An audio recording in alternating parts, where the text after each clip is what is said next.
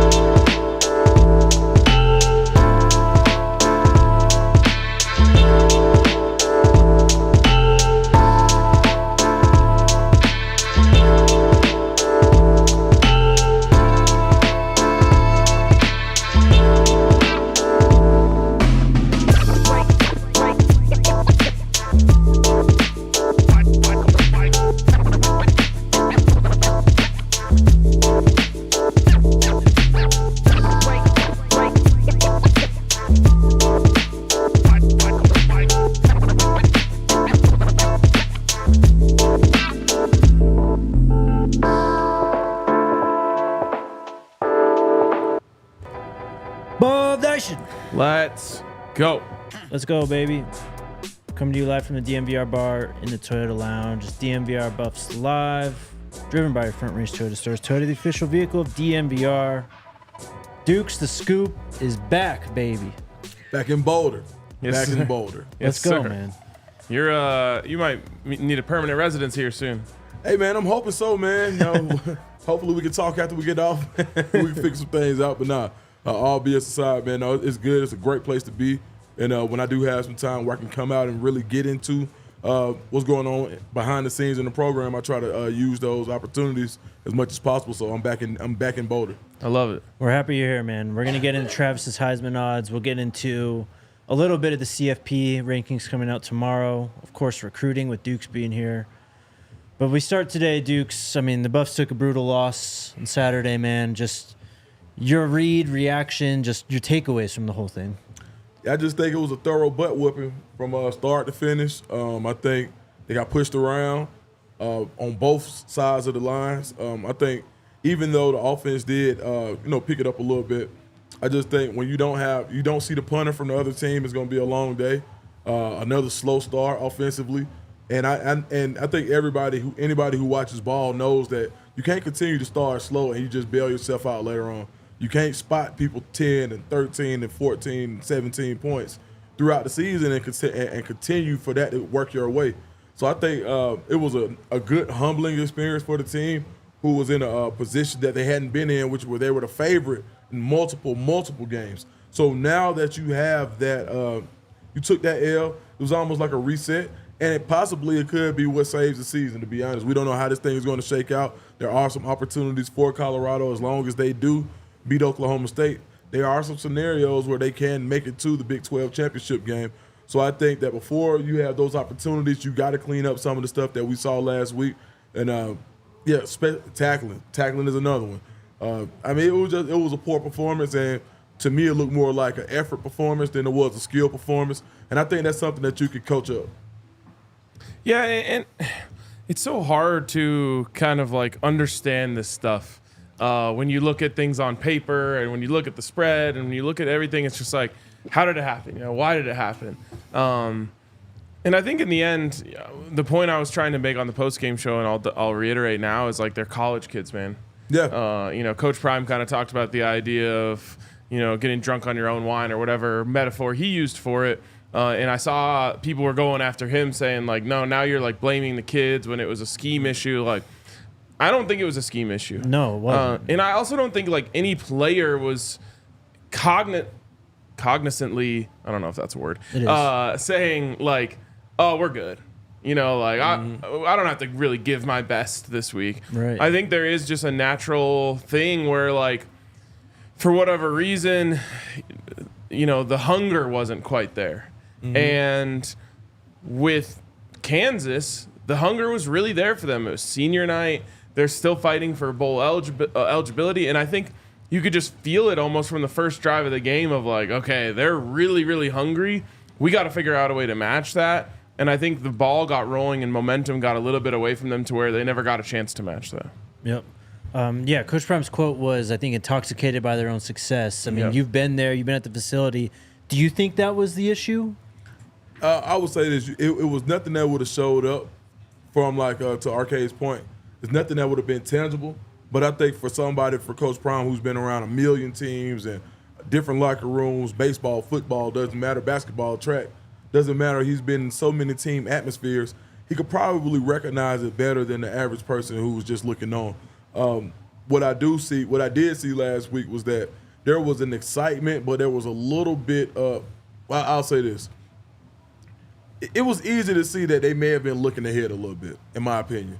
I just think that sometimes there's a bit of effort that goes along with fighting and scrapping and knowing that nobody wants you to win and knowing that nobody expects you to win. And I think wanting you to win, expecting to win is more of a driving factor than wanting you to win. Yeah. Because if nobody gives me a chance, then I want to go prove you wrong. Mm-hmm. If you don't want me to win, oh well, we're gonna do our thing anyway. But now, when you're the favorite, there's a mentality that goes along with being a favorite and staying the favorite. Mm-hmm. And I think that this week, you'll see a different intensity in practice. I think it was a lot of people hurt on that team. Yeah. And not just because, we lost. It's because, did I put my best foot forward?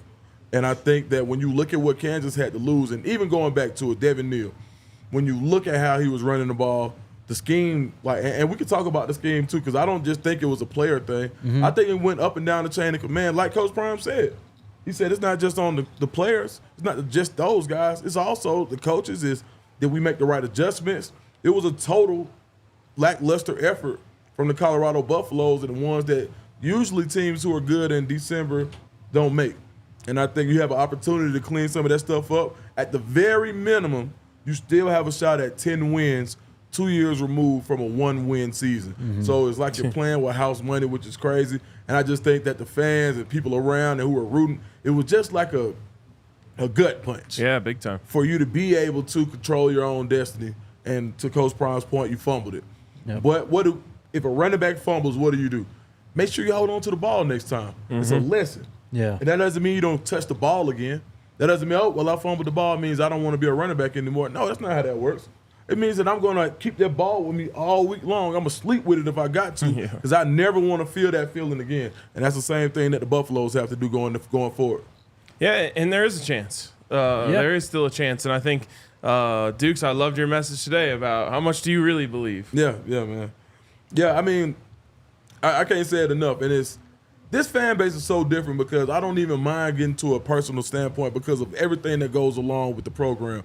When you look at the naysayers because of the culture, you look at the naysayers because of things being different. You think about everything that goes along with Colorado's having a good season. Well, guess what? Coach Prime is too good for Colorado. And then, but previously, he needs to go to the pros. And previously, it was, Coach Prime doesn't deserve a Power Four. So there's so much that goes along with this season that goes bigger than that loss. It's bigger than 8 wins. There was a lot to be said. So I just feel like, to your point, the people who were believing, I think this is a program of destiny. Some things in sports are just intangible. Like Angels in the Outfield. I know that was a movie, but there were so many things that we could relate to back in the day just because Jordan Hare, what did Nick Saban say the other day about it's haunted? What did he say? He said Jordan Hare is haunted. And Texas A&M went in there and thought that they were just going to be able to out-Aggie them. And they got beat. And it's the same thing that happened to Florida. Happened to Ole Miss with Florida. And the same thing happened to Bama. So there are things that are inexplicable in college football when you look at it by the stats, when you look at the point spread, you can look at anything you want to. But one thing about it, you still got to line it up. And unfortunately, Colorado was on the wrong end of a butt whipping. Yep. And as I said the other night, it sucks when it's when it happens to your team. Yeah. But it is what makes college football beautiful. Yeah. You never know what's going to happen in any given game. And Colorado, didn't have the answers on Saturday night. But that same reason is why I'm excited for Saturday. Right. Well, especially excited for Friday. Go out there and take care of business. But I'm excited for Saturday because you just never know what's going to happen. Of course BYU can lose to Houston. Yeah. Of course Iowa State could lose to Kansas State. Of course Arizona State could lose to their most hated rival in Arizona. And you don't even need all of those things to happen. You just need a couple of them. Texas Tech, you would like them to go and beat West Virginia. but you need a couple combinations to hit. And we've all hit, some underdog parlays in our life.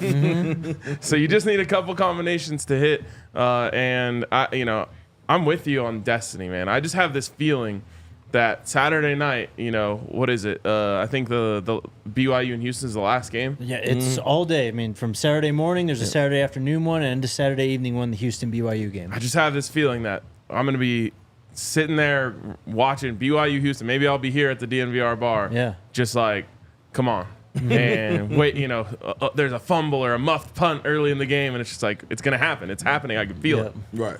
I mean, to your point, Dukes, about hunger and desire and them maybe not wanting it as much or getting intoxicated with their own success this week. The Friday game, I think, helps out with that a lot. It is a holiday week. I think there's plenty of opportunity for distractions, but Colorado literally has no time for those. With a game on Friday morning, you get literally a day less to prepare. You have all these things that are out of your control that can happen on Saturday, but none of it matters if you don't take care of business on Friday morning. Like, you got to be extra locked in if you're on this team this week. I think, like you said, having that short week, that's what you want as an athlete. If you mess up, you can't wait to get back out there. And I think that's and it doesn't matter if you're an athlete. Anytime you make a mistake, any good person worth their salt, they want to correct their mistakes as quickly as possible. Sometimes you got to wait. Well, they have to wait one day less in order to get back at it. And I think one thing that we can't forget about is we talk about all the scenarios, and I've been doing it as well. This team has to lose. This team has to lose. You got to beat Oklahoma State. Yeah. And no matter what combination of wins or losses happens, if Colorado doesn't handle business, then none of that even matters. Yep. So I think what has to happen is this team has to focus and get back to doing what they've been doing, because you got to think, going into the season, Oklahoma State was a playoff dark horse. Yeah. Right. There was they're a Heisman candidate at running back. Like, they've got pedigree, one of the best linebackers in the country, who's going to be a Sunday player and probably a day 2 pick. Mm-hmm. So when you think about what Oklahoma State brings to the table, don't get caught up in the same trap as Kansas. Do not want the fans to do it either. So many fans were so disappointed because they never gave Kansas a shot.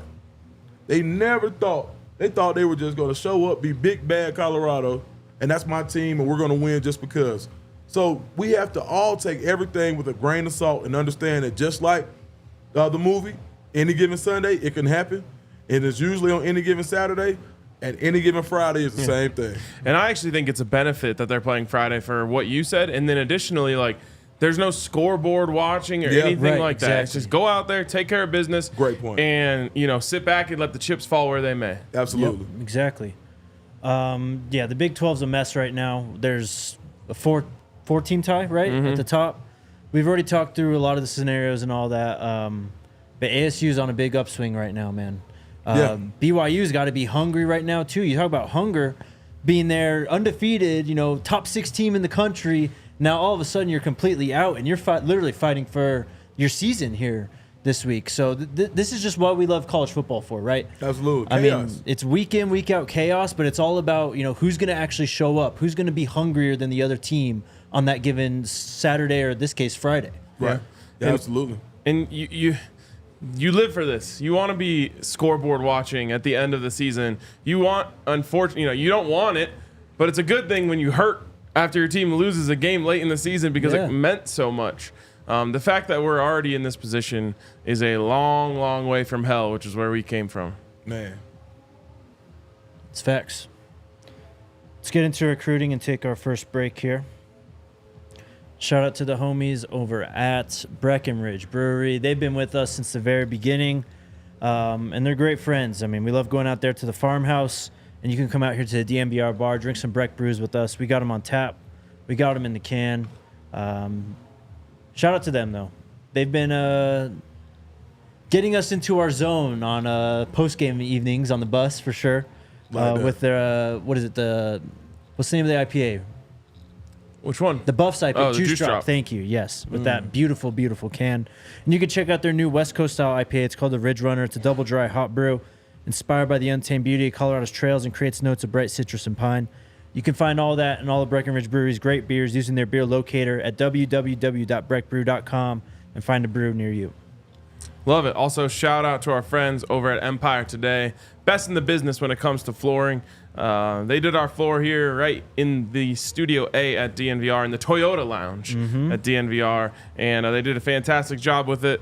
And people are dragging chairs all over this, spilling beers, whatever it may be, and this thing has held up fantastically. So can't say enough about the job that Empire Today did. They came here, installed this thing quickly, and did a great job with it. So if you are looking for new floorings in your home or business, check out Empire Today. Go to empiretoday.com/DNVR. You can get a free in-home estimate, and then whatever they estimate, take $350 off when you use that code DNVR. It's a great deal from our friends over at Empire Today. Also, Jake, this just dropped. Uh-oh. You know how, like, at the end of the season, sometimes last home game of the season, they'll do, like, Fan Appreciation Day? Yeah.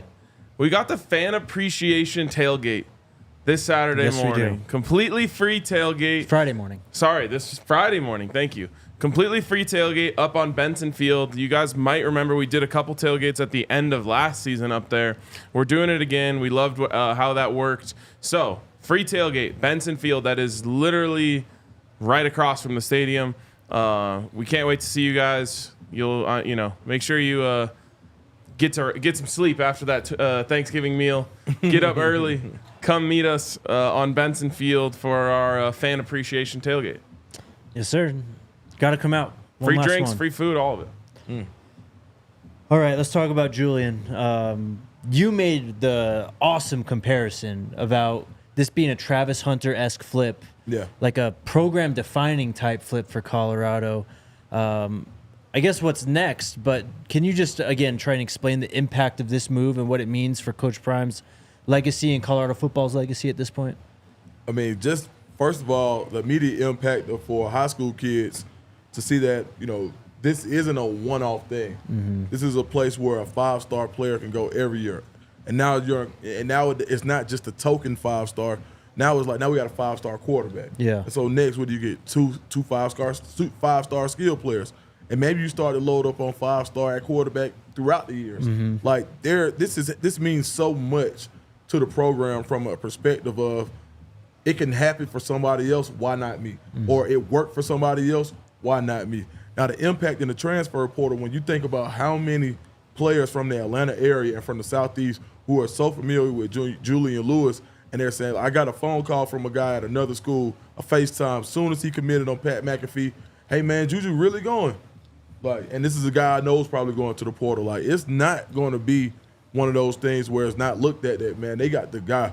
One thing about it, and I've said this so much, that the Lewis family is so respected in Atlanta, Juju is a prodigy.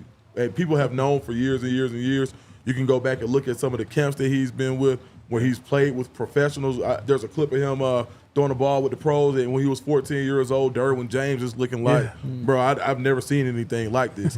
Nothing changes because, certain people don't rank it high, or rank it high as it should be.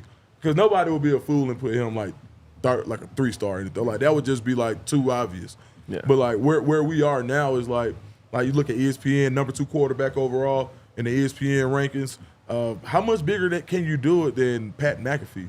Yeah. When you talk about impact, where else can you be? Like, nobody in the country had that type of range this year. And I think that was also another Pat McAfee talking about the program, the way, the glowing review he gave of Colorado.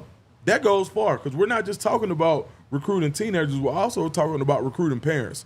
And when you look at the demographic who's watching the Pat McAfee show, that was huge on so many levels. And the only person I could think of in this class who could have provided this much of a spark was Julian Lewis.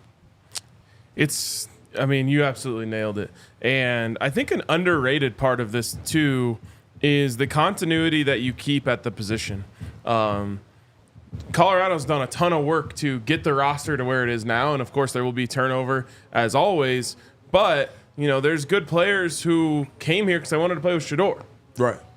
And if you had uncertainty at that position moving forward, those guys might look out and say, well, I want to go play with whoever else is out there. Right. When you bring in Juju Lewis, it tells everyone in the program, like, nah, we're going to be good at quarterback.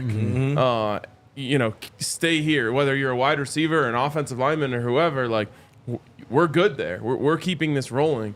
And it's so exciting because, one of the things we said about Coach Prime, Deion Sanders, when he got here, is the guy just succeeds. Yep. Like that, all of the bets, whether literal or figurative, that I made on this team had a lot to do with the fact that just Deion Sanders is not going to fail. Yep. He never has. He probably never will. And so Julian Lewis kind of reminds me of that. Yeah. I mean, when you go back, I went back and looked at state championship game from his freshman year against Caleb Downs. I forgot this dude had 500 yards as a 14-year-old, bro. Yes, That's insane, bro. 500 yards against Caleb Downs. Yeah, they lost, and Mill Creek was just like super high-powered that year. But for him to be able to maintain his composure and march up and down the field against a defense like that, Jamal Anderson, the son of Falcons running back Great, who's now a linebacker at Clemson, so many D1 guys, Power 4 guys on that Mill Creek team, and Julian Lewis is just looking up like, all right, well, that's who they put out there. I gotta carve them up too. And we're still forgetting he still technically has another year of high school. If he wanted to go back to high school, he could. I mean, he classified up. He's a really special player, and just what a get at the quarterback position because you talk about Travis Hunter. Deion got him quote unquote because he's a cornerback. That's why he got him. Okay, well, all right, cool. Marty McClain, quarterback. Okay, well, what about Jordan Seaton? Yeah, they lucked up. Nobody else wanted him. He was an IMG kid, all of that stuff. Okay, he just goes out and becomes one of the top tackles in the country as a true freshman. Immediately. And now you go and get a quarterback. I mean, now what's it going to be? He doesn't get good kickers. I mean, like, there's nothing else you can really say about the recruiting when and he's literally giving people the blueprint. Look, you can go out and get these huge classes, 22, 23, or whatever. Only 10 going to play anyway. Yep. We're going to bet on hitting on our 10. And right now, I believe there are 12 commits, if I'm not mistaken, 12 or 13. Yeah. Mm-hmm. They don't have to add a whole lot more based on what they do and how they recruit the portal. And the people that want to come here who've already had a taste of college football who say, I want to finish at Colorado. So you can see, now one thing I will say, and I'll talk about it more later on in this week, there are some guys that I was privy to some conversations today that are some really highly ranked guys that may pop up on Friday.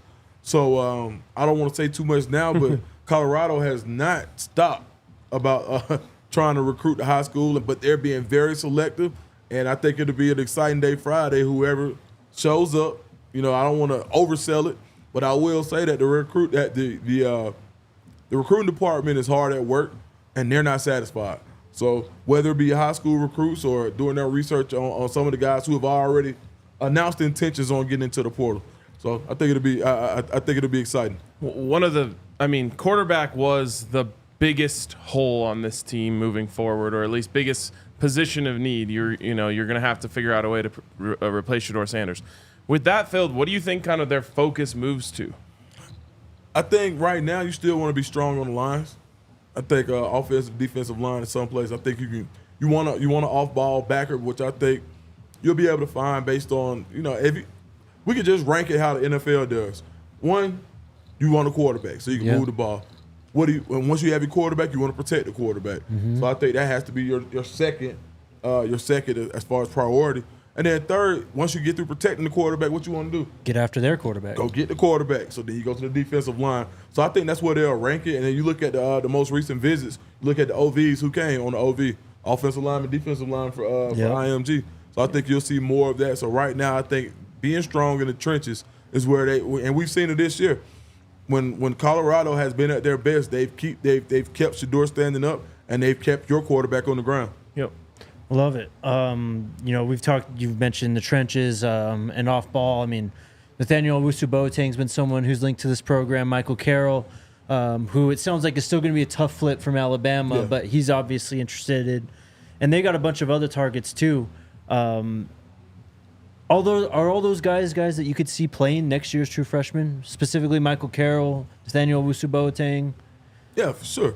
I think both of those guys are ready. And I think it's less about them and more so about what you put around them. Yeah. I think a lot of times, like if you take a guy, let's talk about Boateng. So you talk about NOB.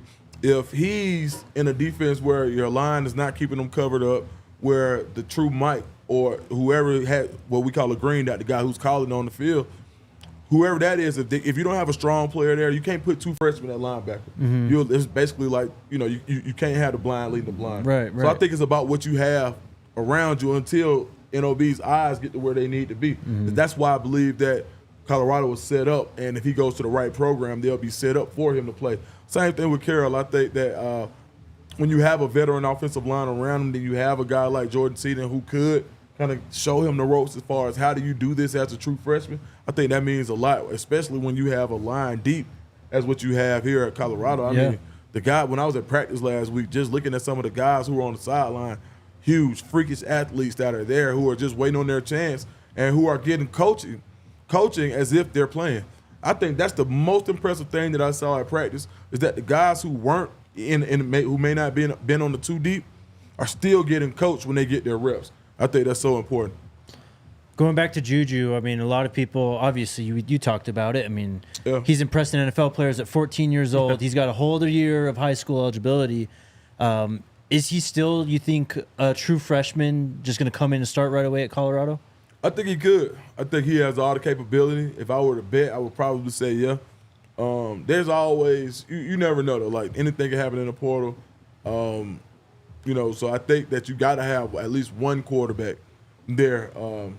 Maybe, I'm not sure, and this is nothing I got from the program, but I will say this, like, if anybody in the country can start as a true freshman, it's Julian Lewis. Yep. The intangibles. We've seen the arm strength. We've seen the accuracy. We've seen him be mobile when needed. I just think it's the intangibles of nothing being too big for him. Even you look at his visit, man, there's like 6 to 8 cameras behind him. He's just having a good time like a teenager. Right. Like, so I think him being able to block out the noise is something that's going to really help him going forward when you in a hostile environment like Kansas was the other day. Like, you go to think about how it was in Arrowhead. Could you imagine yourself at 17 being in an environment like that saying, okay, I've got to will this team to victory? Well, the difference is he's not a regular 17. He's not regular. And I think that he's been bred and born. He was born for this moment. And I think the way he was raised is going to have him prepared. So if anybody could in the country, I would say it would be Julian Lewis. I mean, that has to be the most impressive thing about him, right? I mean, obviously the numbers and everything, but you talk about Shador. His nickname is Grown. Right. And Julian just fits that to a T, man. I mean, you have to almost remind yourself consistently that this is only a 17-year-old. Like, he's that young, but he seems so mature and just how he approaches the game. I mean, even in the game on Friday when he's out there playing, the way he like scrambles around and finds passing lanes, it's very Shador-esque in how calm he is behind the offensive line. Absolutely, man. His head is always up. He's never bailing. He's always looking to make the pass because he's a guy who feels like I can make it. And I think that the confidence, and it's warranted confidence more than just confidence. You see guys who've got cannons for arms and they just make bad throws all the time. So yeah, they're confident, but they're throwing picks every other. This guy has warranted confidence where I've made this throw before. I've done this. I've worked out with the pros. I'm prepared for this moment. And I think anytime we talk about when we were in school, when did we feel the best? When we studied, when our preparation was up to par. That's when we walked in with our chest big when we met in that calculus test. And I think it's the same thing for Julian Lewis. He prepared so much. He was born for the moment. He'll be fine. Yep. Yeah, I mean, I look back and I'm not comparing going from high school to college like it is going from FCS to FBS. But I look back at what we were saying about Shador when he was coming from Jackson State, and we both said it. The man puts the ball wherever he wants to. And it doesn't matter what the competition level is when you have that level of control over the football. Julian's not quite at that level yet because no one is. At least that isn't in the pros already. But he is tracking towards that. And so for me, it's like, yes, the competition level is going to speed up. The speed of the game is going to speed up, and that is going to cause him to have to adjust. But in the end, dude, the guy puts the ball wherever he wants to put it. Yeah. And that is a gift that is going to translate to this next level, and I think that he for sure will. And a lot of people in the comments are talking about if that happens, people are going to need to be patient with him, and that's absolutely true. Of course. It's next year. I've said this before, but like next year is the beginning of a whole new story, at the very least, a whole new chapter in the Coach Prime story at Colorado. But it's the expectations are going to have to be altered, maybe not even necessarily for week in, week out, win-loss, but at the very least, it has to be altered for comparing Julian Lewis to Shilo Sanders. Right. Like, it will not be fair to hold him to that standard from day one. Yep. Yeah, absolutely. And I think next year too, I think you protect them, right? I think you do see more runs. I think you do see more extended or more short pass plays. You got to protect them. I think some of the things they do with Shador is because of what he's already shown he's capable of doing. I think a lot of the times where they say, well, Shador holds the ball too long, is because they trust him. Mm-hmm. You know, it's because they're running so much of the they're running so many vertical routes because we want Shador to have that opportunity. I think you kind of allow Julian to set into the offense, right? Yeah. I think you scripted it in a way where you protect him. Mm-hmm. And I think, as far as now, the part that we aren't talking about is that the rest of the roster, outside of Travis Hunter, I believe the rest of the roster only continues to top grade. 100%. I think that when you bring in, now you got another season of top-rated guys coming in to add the competition. And what better reps could Julian Lewis have in the spring than going against a secondary that still brings back a Colton Hood who's going to be fighting? You talk about a guy like DJ McKinney. You talk about Preston Hodge. You talk about is Stoutmeyer coming back? Yeah. Yeah, you talk about Stoutmeyer. I mean, when you talk about that secondary that he'll be able to go against in practice, I feel like he'll be really well prepared for the Big 12. Yep. And I would bet heavily that there would be a much improved run game next season. Oh, I mean, sure. That, I think just the overall team is going to be better next year. I mean, obviously with a younger quarterback, I think there's more volatility maybe that your team could have. True building blocks on the offensive line now. Yep. I mean, you were going to return, 4 or 5 starters on the offensive line next year. So you're going to have some cohesion there. It's going to be the first year under Coach Prime that they're not putting together an entirely new offensive line in front of the quarterback. But yeah, again, we said on the post-game show, I think the team is going to be just be better next year in all areas. I mean, the ceiling may not be as high because you don't have an experienced signal caller like Shador, but I think they're going to run the ball better. I think they'll be more consistent in protecting the quarterback. I think they'll be more consistent on the defensive end too. Like games like you saw on Saturday, I think will be very, very more few and far between. It won't be, the K-State game, the Nebraska game, the Kansas game like this year. It's just going to be a much better football team. And then another point, I mean, the time that you mentioned that he's going to spend when he enrolls early at campus and Shador's still there, again, invaluable time. Yeah, absolutely. And people forget Peyton Manning didn't win the national championship. It was Right. T. Martin. Right. Yeah. Yep. Amen. Good point. All right, let's take our next break. Shout out to the homies over at Bet365. My favorite book to bet on when it comes to football because you get that early money line payout. Your team gets up by 17 or more. Even if the other team comes back and wins the game, you get to cash out that money line because of that 17-point buffer. And right now, new customers get $150 in bonus bets when you bet $5 and 2 months of Altitude Plus. Just sign up on the Bet365 app with the code DNVR365. Deposit $10, then place a bet of $5 or more. As soon as that bet clears, hits or misses, you get $150 in bonus bets and a code to get the first 2 months of Altitude Plus, courtesy of our friends at Bet365. It's a limited time offer, so sign up today. Whatever the moment, it's never ordinary at Bet365. You must be 21 or older and physically located in Colorado. Please gamble responsibly. If you or someone you know has a gambling problem and wants help, call or text 1-800-GAMBLER.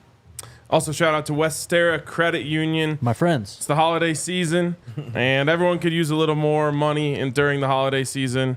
So if you want $100, all you got to do is go to Westera Credit Union, open up a smart money checking or money market select account, and they'll just give you $100 on January 2nd. All you got to do is join, open one of those new accounts, enroll in digital banking, and you're on your way to $100. It's as good as it gets. Go to westeracu.com/become-a-member to learn more. Of course, membership eligibility required, insured by NCUA. Restrictions and conditions apply. $100 for free. There you go. All right, let's talk about the Heisman Trophy. As the weekend, we move into Monday, the books kind of settle. They get numbers on everything after the weekend. Travis Hunter is by far and away the favorite to win the Heisman Trophy now. Minus 1,000. Ashton Genty, the next closest, at plus 700. Yeah, I mean, the books are essentially saying it's a wrap. Yep. And that is for a few reasons, in my opinion. One, Travis surpassed a bunch of milestones. As silly as it may be, the milestones matter in terms of the voters' minds, and so he cleared over that 10 touchdown mark. Now he's, played in several games. It's like all the little boxes that they wanted to see, 1,000 yards, all of that stuff is all kind of just knocking off for Travis. And so now anyone who wants to try and like make a statistical argument is just not going to have to be able to point and say, well, he didn't even do this or he didn't even do that. Of course, what Ashton Genty has been doing is incredibly impressive and awesome. But Travis being a one-of-one player and having some of those statistical milestones now in his back pocket, to me, is the reason why they're just saying it's over. Yep. I mean, dude, go through his stats. They're ridiculous. I mean, it's unprecedented. 82 receptions, 1,036 yards, 11 receiving touchdowns. Then on defensive end, he's got 31 total tackles, 1 TFL, 3 interceptions, and 9 passes defensed. That is a round 1 player at cornerback and wide receiver. It's crazy, bro. Yeah, man. He's however you want to look at it, all conference at each position. He's going to be an All-American probably at both positions. PFF's got him rated in the top 7 of both positions. People want to talk about other guys who have done stuff like similar to this, whether that be Charles Woodson or Champ Bailey or Chris Gamble. It's not comparable. I think it was Charles Woodson had like 12 catches. Yeah. Travis Hunter has 11 touchdowns and 12 if you count his rushing touchdown. Yeah. Not to take anything away, of course, from Charles Woodson, but when people say, well, we have seen this before. No, you haven't. No. Not at this level.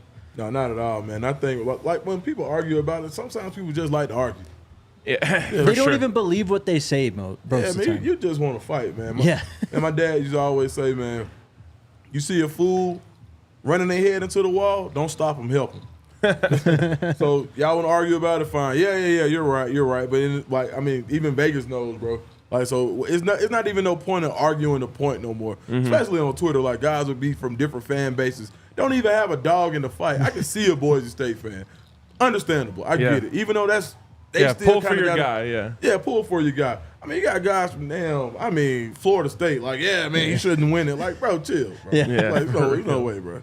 What is the impact of a Heisman Trophy when it comes to recruiting? You can do it here, and when you have an athlete that has those same type of capabilities, and I'm not gonna say the same, but similar, or somebody who's good offensively and defensively, you can do it at Colorado, and there has been proof of concept. So much so that he won the Heisman doing it. Yeah. Now, I talked to different players. I've been talking to different players, and everybody's intrigued by what Travis Hunter is doing.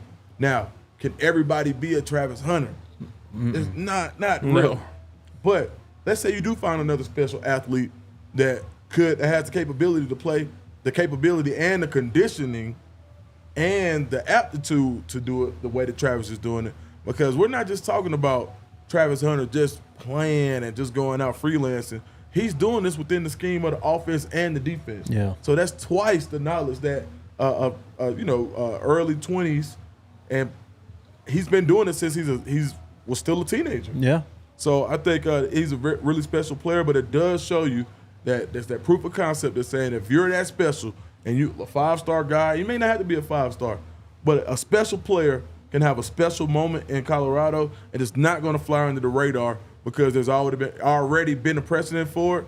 And shoot, why wouldn't you want to come to Colorado where they'll not just showcase part of your skill set, but all of it? Right, and that's the thing that I think a lot of people people are just saying stuff just to say stuff about Travis, but the people who truly believe that he shouldn't win the Heisman Trophy don't understand the difference between what Charles Woodson and Champ Bailey were doing and what Travis is doing. Because there's a difference between having packages put in for you on offense, right, as opposed to what Dukes was just talking about, where you know the offense, you know the defense at the same time, and you're able to kind of play all over the field on both sides of the ball. Like, that is truly rare. I don't know if we'll ever see another player who plays every snap.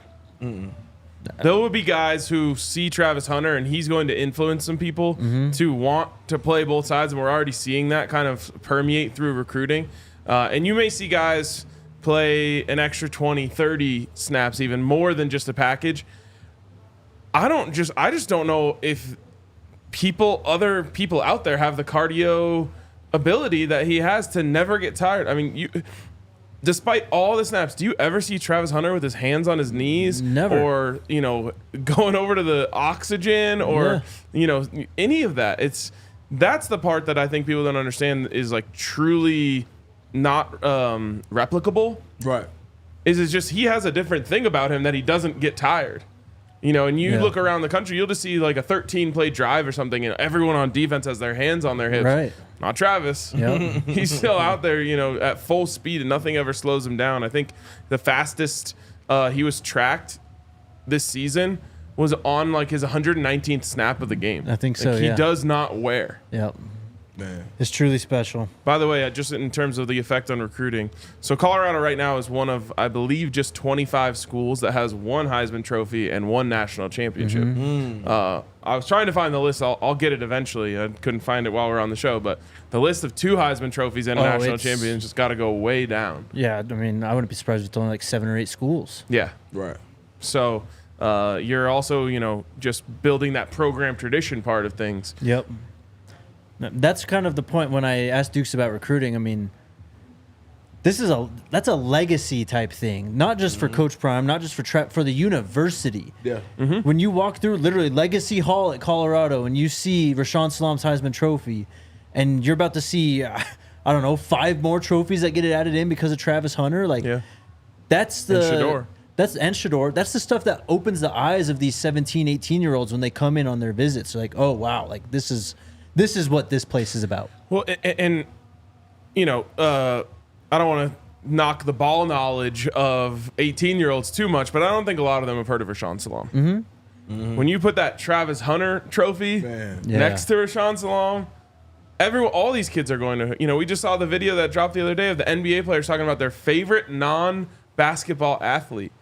Multiple guys are saying Travis Hunter. Like, we're talking all sports are available. These guys love Travis Hunter. It's going to make a massive difference. And as these guys go into the NFL, Travis and Shador, and become superstars, and, Sunday Night Football, Travis Hunter, Colorado, that stuff just matters. It really does. We'll talk about this tomorrow. Obviously, the rankings are tomorrow night, but just a little look ahead, I guess. The AP poll had Colorado down to 23. They were 16 in the CFP last week. Obviously, I mean, it doesn't really matter in terms of the ranking because you got to win the Big 12 now to get into the CFP. But where do you guys think they fall? Is it around 23? Do they get a little bit extra love in the rankings on tomorrow? They have been. They've been a little higher in the CFP than they have been like 1 or 2 spots. Right? Yeah, so I'll say 21, 22. Yeah, I'd agree with that. 20, I think 20 at the highest right now. Yeah. Yeah. And, unfortunately, it doesn't really matter anymore. Right. You're going to need to get some help and get into the Big 12 championship and win the Big 12 championship to go to the college football playoff at this point. So, we'll see what happens there. Yep. That we shall. All right, get your questions in the Toyota chat right now for Dukes. And we will get to them here very, very shortly. So let's take our final break. Shout out to the homies over at Live Well. You guys living well? Oh, yeah. Love it. Love to hear it. They've been my homies for a long time, and they strive to make cannabis accessible to all because they believe everyone deserves to live well. They've got 25 locations across Colorado. Shout out to that location in Cortez. Like I said, my friend really loves that location. But they offer a price match guarantee as well, ensuring you to get the best value by matching local competitors' prices on eligible products. You can reserve a pickup in store, and I'm telling you, it's lightning quick. You put that order in, you go in, get your ID checked, you're out within a matter of minutes. Or you can stop by, and they're waiting on you to answer all of your questions about cannabis. Make sure you mention the code DNVR25 when you're in store, and you'll receive 25% off. One regular price item. Restrictions apply. Live well.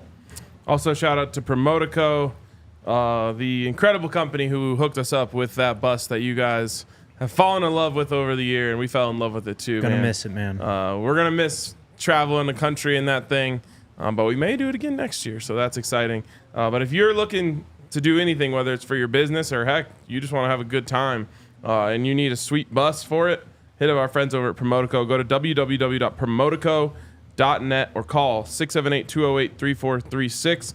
That's Promotico, Promotoco. All right, what's up, chat? What's on your mind today? First up is D Mills. He says, tell us, Dukes, do we have upgrades coming on the defensive line? I would imagine so. I think whether it just be from the high school portion, definitely I think you're going to have, and maybe not just, I wouldn't say upgrades. I think there's defensive line, but I think reinforcements for sure. I don't think you'll take guys who aren't at least talented as what you have now.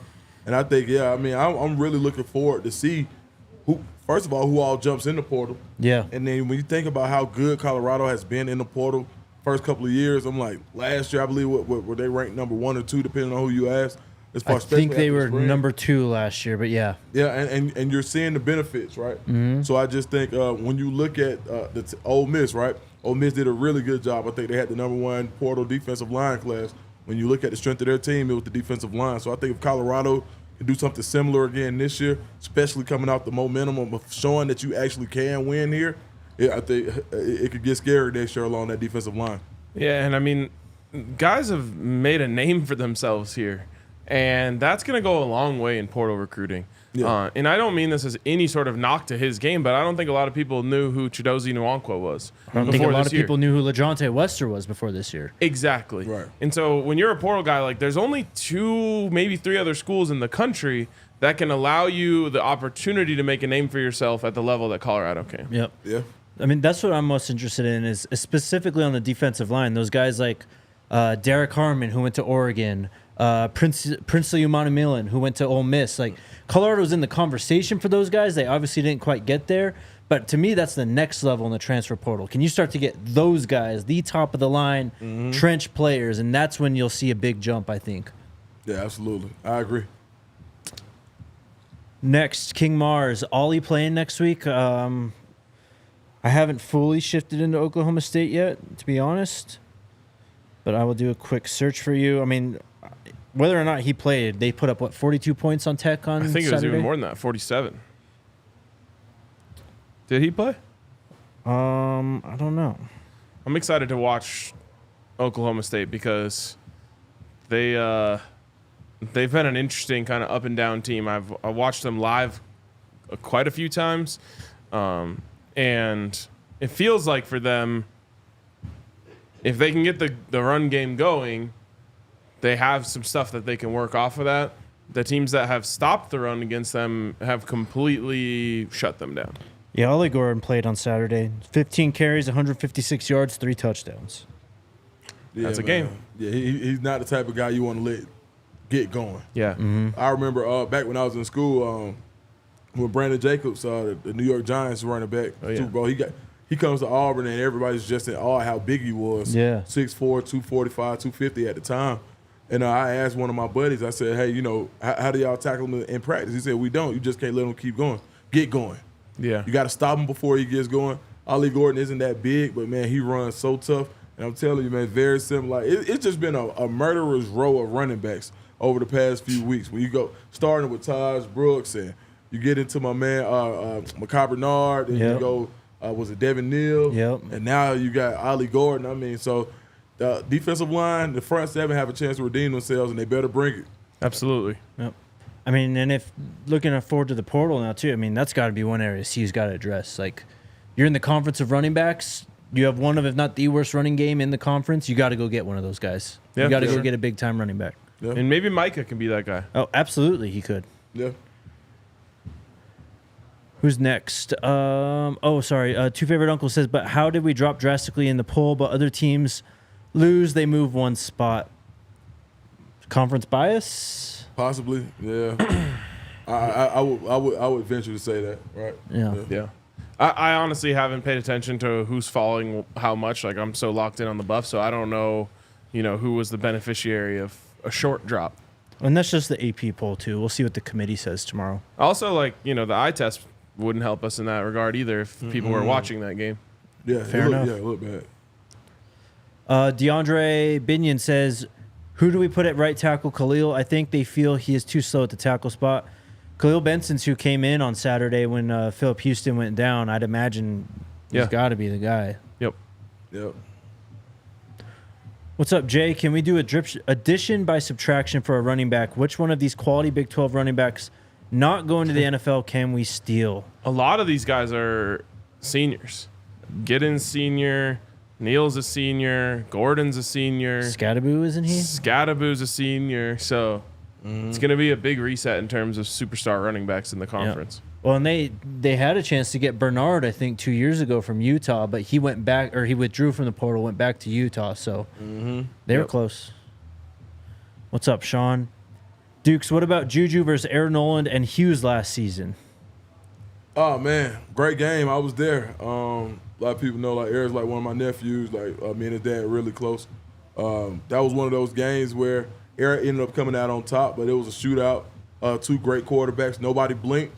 And whoever got the ball last basically had the best chance. And literally, there was a great tackle made by a linebacker by the name of Jordan Thompson on the goal line on Caleb Odom, who's at Alabama now. And that's how the game ended. So, yeah, that was one for the ages, and people still talk about it in Atlanta. Love it. I'm excited to tune into the rest of these Georgia playoffs. Watch Juju continue to fight for a state championship. Do you know who they have this weekend? They have, I forgot, and I tell you what, I don't know. Buford has North Gwinnett. I think that's Montrez, and then Carrollton has, I don't know what they have, but I think Carrollton and Buford are on the collision course right now. Yeah, if they both win this week, they would play next week. Oh wow! Yeah, man, it's the talk of town. Buford versus Carrollton, that'll be the one. So I plan on being there. I tell you that. Let's go. That's awesome. Eric asks, do you think Pat Shurmur is under a lot of pressure to make Juju look good? I have to believe in the beginning the offense will look simplified. I think there's always pressure on the offensive coordinator to make the quarterback look good. Yeah, for sure. I would agree. King Mars is asking who's coming back from the line. So off the top of my head, Jordan, of course, is coming back. Tyler Brown is coming back. Most likely. Zach Owens, Peyton Kirkland are the young guys we haven't seen yet. Cash Cleveland is back. Cash Cleveland's coming back. Or coming back means at least has eligibility to come back. Right. Hank Zielinskis has eligibility to come back. Benson. Yep, Benson. Houston. I mean, yeah, man. Harden? Maybe. I don't know. Regardless, there's a lot to work with there. Yeah. There's guys that you have in the fold already, like you mentioned, Zach Owens, Peyton Kirkland. And then, again, you're going to add talent. You're adding Jay Gardenhire. You're adding Chauncey Gooden. Yep. I mean, and they're not done recruiting, obviously. And then you have the portal. I mean. Yeah. Carday Smith, potentially. Carday Smith, yep. Lots of guys. AO It's Grizz says, Dukes, do you believe if Milroe comes back that he would come to Colorado like Hurts went to OU or possibly Noah Fafita? I think anybody would come to Colorado at this point. That's a tough one, man. I think that if there was mutual interest, I think that that's something that I think that most college players are picking up the phone for Colorado at this point. Yeah, like it's not the I think all of the Deion bias and it sometimes early on it worked against you. Like, oh well, they don't really have a real program. Now that he's shown he can do it, you got to pick up the phone for Colorado. If you're entering the portal and you're not at least trying to gauge the interest of Colorado, you're doing it wrong. Man. Yeah, you're crazy. Totally. Yeah. And I would just say for any of that to unfold, there would have to be a understanding between the coaching staff and Juju Lewis, and then whoever else this quarterback was. And it would essentially be like Juju wanting to, take it in for a year before stepping up.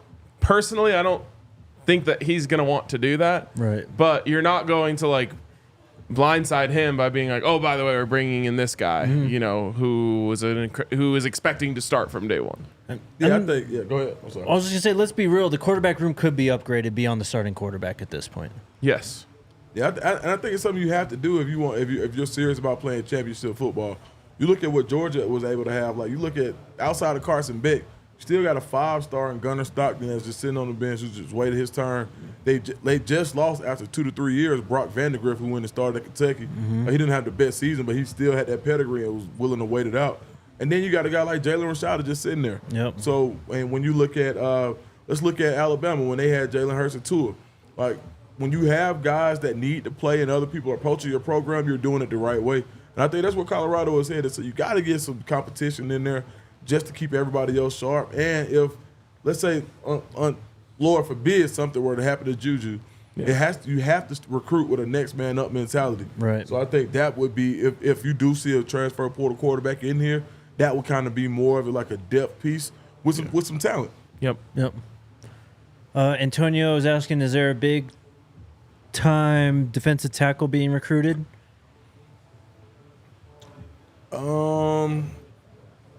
At high school level, it depends on how you. I wouldn't say like we say big time. There are some guys that they're talking to.